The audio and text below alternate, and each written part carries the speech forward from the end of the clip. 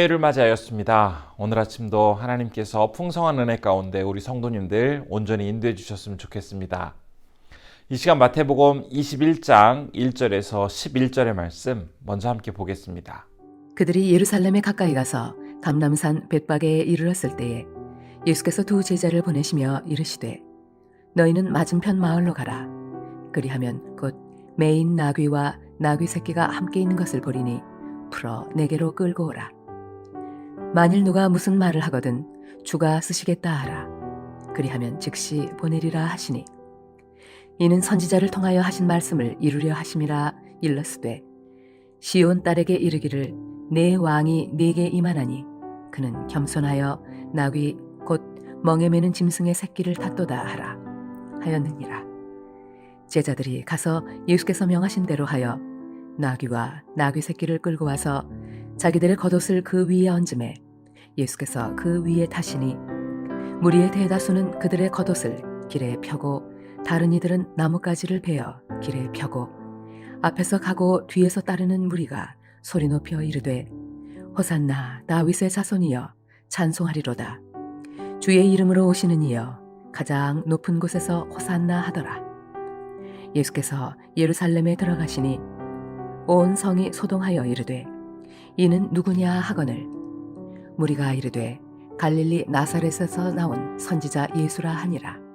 오늘부터 시작되어지는 마태복음 21장 이후의 말씀은 예루살렘에서 있었던 예수님의 행적을 소개하고 있는데요.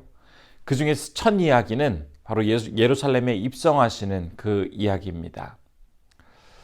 이 장면 중에서 우선 예루살렘에 입성하시는 예수님의 그 행동을 함께 유심히 살펴보았으면 좋겠습니다. 그 예루살렘 안으로 들어가시는 예수님은 나귀를 타고 들어가고 계시는데요. 이는 구약 성경의 스가랴서의 말씀을 이루기 위함이었습니다. 스가랴 9장 9절 말씀인데요. 제가 한번 읽겠습니다. 시온에 따라 크게 기뻐할지어다. 예루살렘에 따라 즐거이 부를지어다. 보라, 내 왕이 내게 임하시나니 그는 공의로우시며 구원을 베푸시며 겸손하여서 나귀를 타시나니 나귀의 작은 것 곧 나귀 새끼니라. 이 말씀을 보면 왕이 나귀를 타는 이유에 대해서 겸손하시기 때문이다 라고 밝히고 있습니다. 예수님은 세상의 어떤 왕보다 훨씬 위대한 분이시지만 일반적으로 왕이 타던 말을 타지 않으시고 나귀를 타십니다. 백성들은 예수님께서 로마를 뒤엎고 이스라엘을 회복해 주심으로 지상의 메시아 왕국을 이루실 승리의 왕이 되어주실 것이다 라고 기대를 하였습니다. 하지만 예수님은 당신께서 세상이 기대하는 그런 승리의 왕이 아닌 백성들을 죄에서 구원하기 위한 평화의 왕, 순종의 왕이라는 사실을 나타내 보여주시기 위해 지금 나귀를 타고 입성하고 계시는 것입니다. 원래 하나님과 본체시지만 그분과 동등함을 취하지 않으시고 오히려 자기를 비워 종의 형체를 지니고 사람이 되어주신 그 예수님은 세상의 어떤 왕보다 위대하고 영화로운 행차가 진행되어야 함에도 불구하고 오히려 보기에 초라한 나귀를 타고 들어가고 계시는 그 모습 속에서 진정 낮은 자로 살아간다라는 것이 무엇인지 아주 좋은 본보기를 우리에게 전해주고 계십니다. 하나님이 사람 되신 것 자체가 엄청나게 비하된 겸손의 상태인데 인간이 되신 예수님께서는 그 중에서도 더 낮은 모습을 보여주고 계십니다. 우리는 이러한 주님의 그 모습을 기억하면서 적당히 내가 손해를 덜 보는 정도에서의 그러한 배려, 상대방을 생각해주는 그런 정도가 아니라 나의 어떤 권리와 이익까지도 기꺼이 내어줄 수 있는 주님께서 보여주신 진정한 헌신과 겸손의 그 양보, 희생의 자세를 배워나가게 될 때 온전히 예수님을 닮은 자로 살아갈 수 있다는 것을 먼저 이 말씀을 통해서 우리가 배울 수가 있겠습니다. 다음으로 우리가 함께 집중해서 살펴볼 부분은 백성들의 반응입니다. 나귀 타고 입성하시는 예수님을 향해서 백성들은 이렇게 반응을 하고 있습니다. 21장 8절과 9절의 말씀입니다. 무리의 대다수는 그들의 겉옷을 길에 펴고 다른 이들은 나뭇가지를 베어 길에 펴고 앞에서 가고 뒤에서 따르는 무리가 소리 높여 이르되 호산나 다윗의 자손이여 찬송하리로다.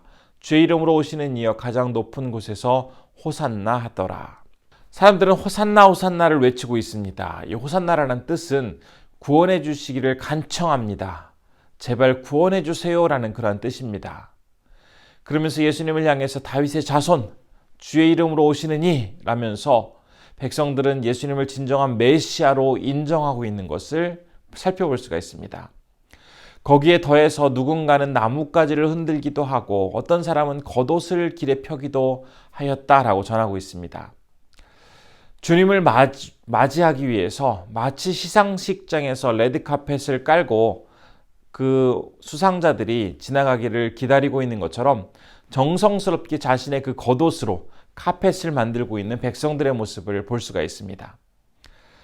그런데 여기서 백성들의 이 겉옷은 단순히 한 옷 이상의 의미가 있는 아주 중요한 물건이었습니다.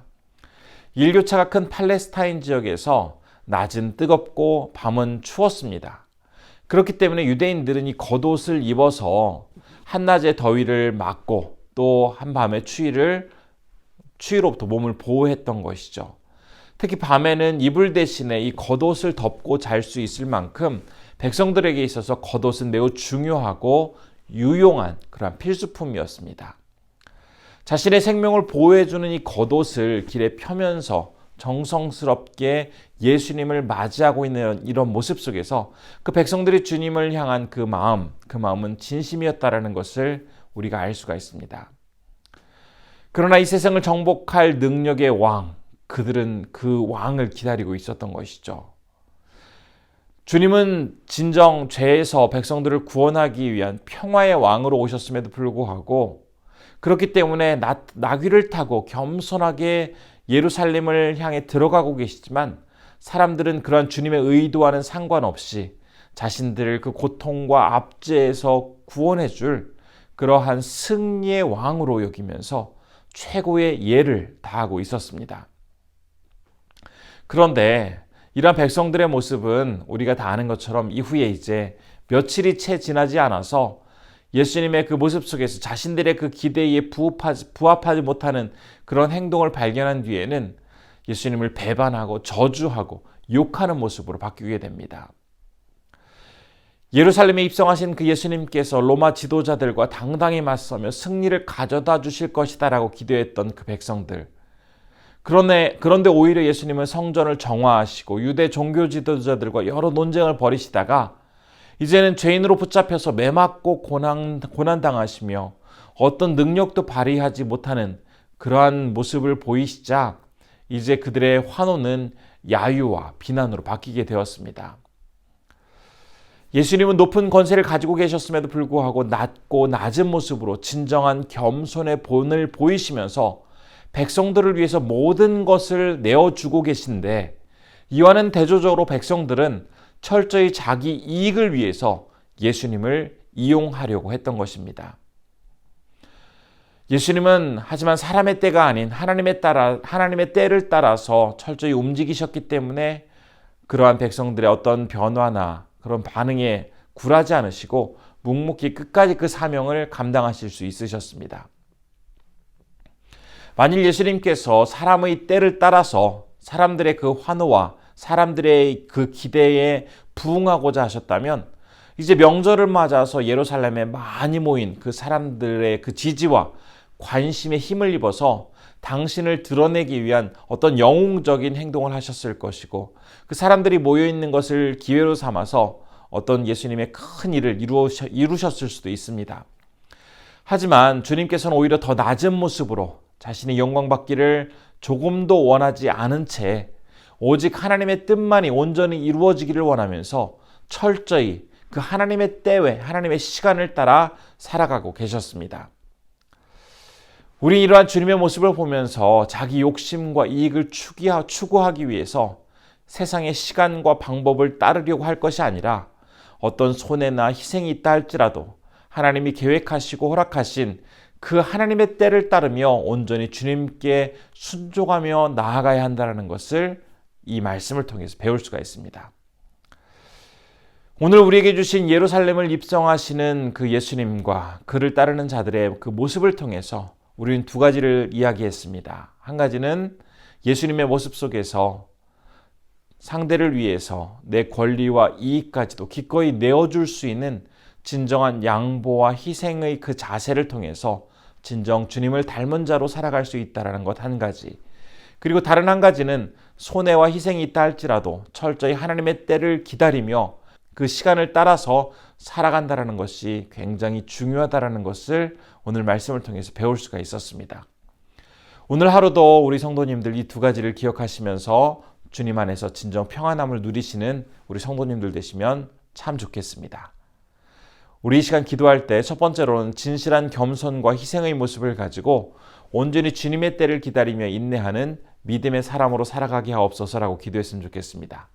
두 번째로는 태국의 김건영, 김동숙 선교사님을 위해서 기도할 때 불이람 지역의 말씀과 영혼을 사랑하는 진실한 지도자들이 많이 세워지게 하옵소서라고 기도했으면 좋겠습니다. 함께 기도하겠습니다.